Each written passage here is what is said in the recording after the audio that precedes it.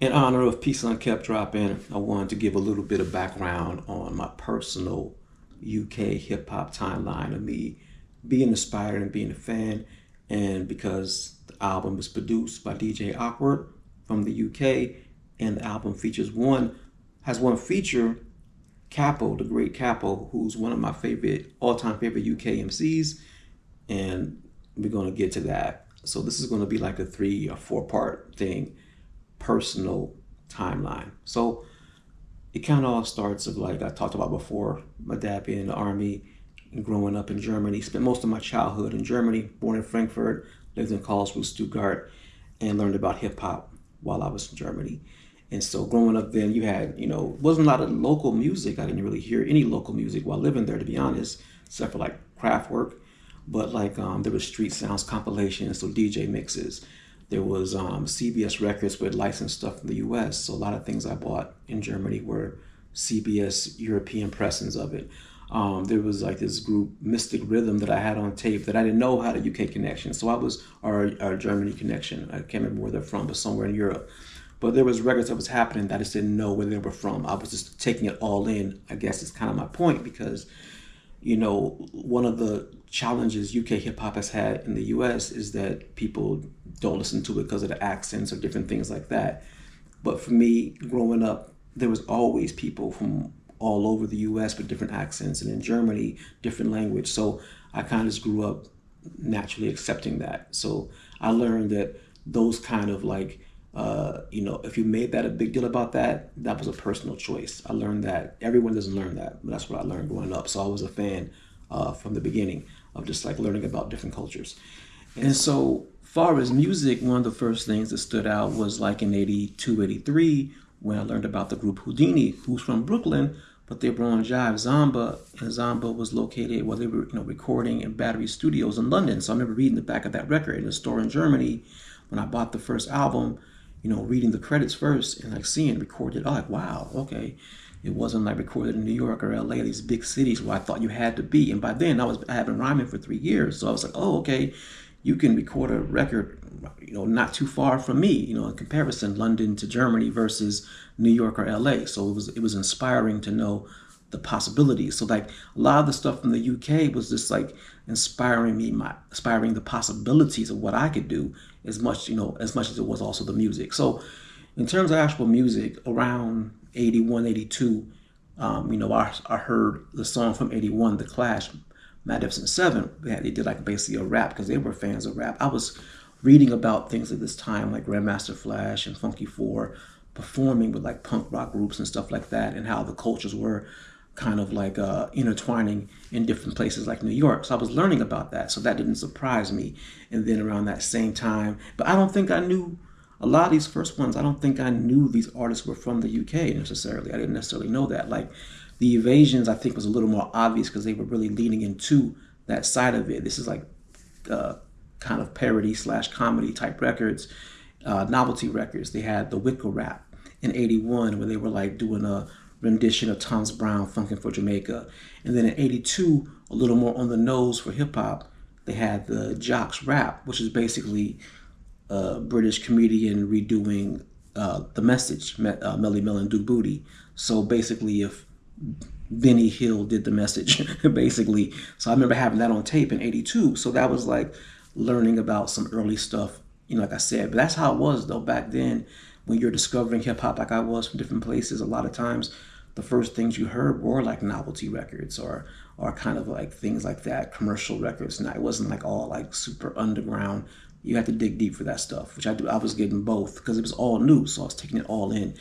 So kind of in that same vein, in a similar case for this person, Malcolm McLaren, 82, he's in New York. He meets the world famous Supreme Team, amazing radio show host out of Queens, and they do Buffalo Gals, and that leads to Do You Like Scratching, and eventually Hey DJ. That was all a huge inspiration for me and many others, and kind of one of the first things to tape hip hop on an international stage in a lot of ways, in collaboration with artists from London to New York and stuff like that. Big deal. And around that same time, the Art of Noise dropped Beatbox, and that was like also that production was like mind blowing. So I was like, from Kraftwerk from Germany, and now Art of Noise out there in London doing Beatbox. I was like, okay, they're doing something special out there with the production. So all this was taking shape.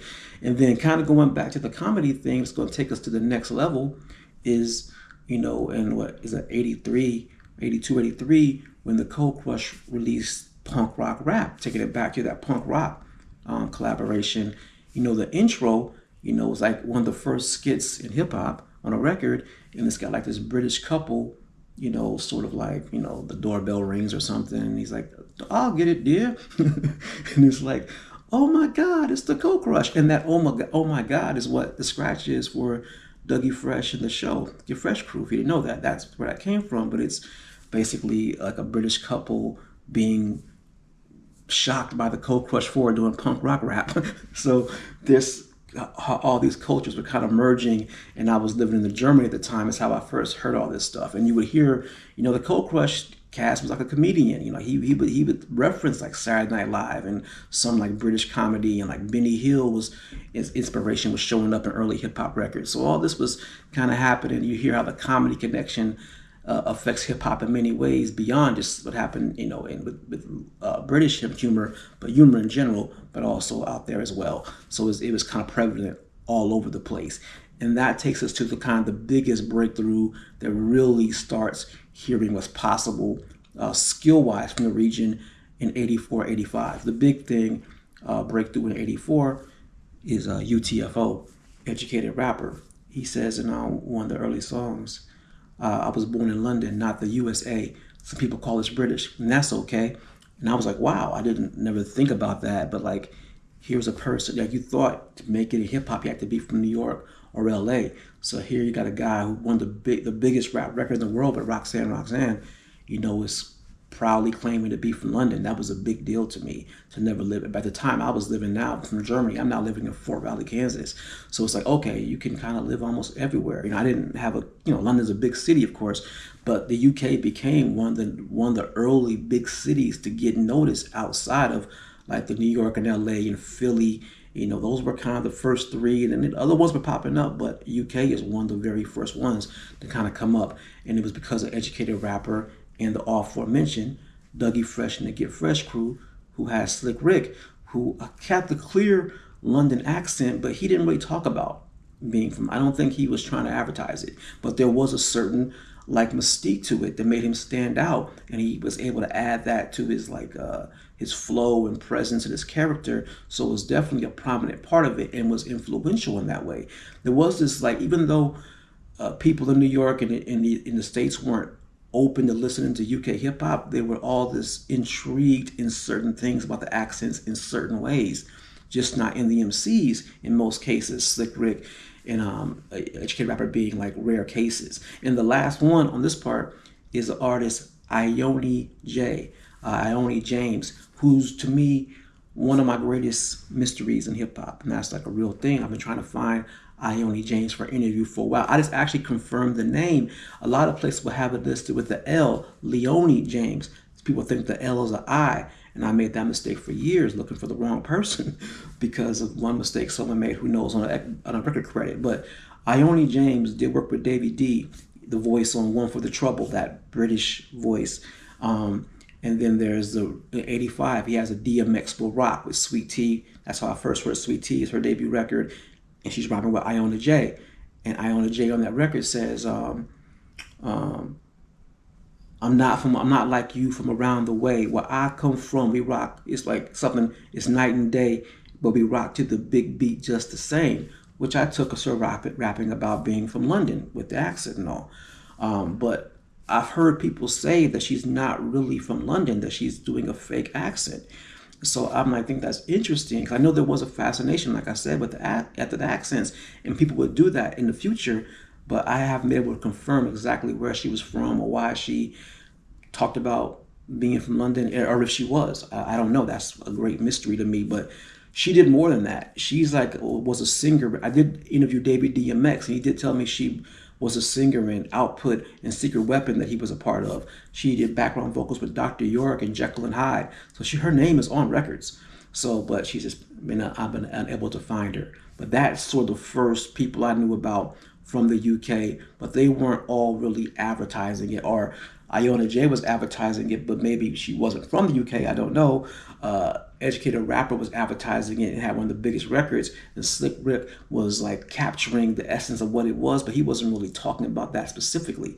And so that kind of leads to the next thing, breakthrough like 87, 88 with Music of Life and Profile Records in the UK, in the US, bringing UK to the US through Profile, Asher D, Daddy Freddie, Derek B, Hard as Hell compilations. We'll get to that next time. Yeah.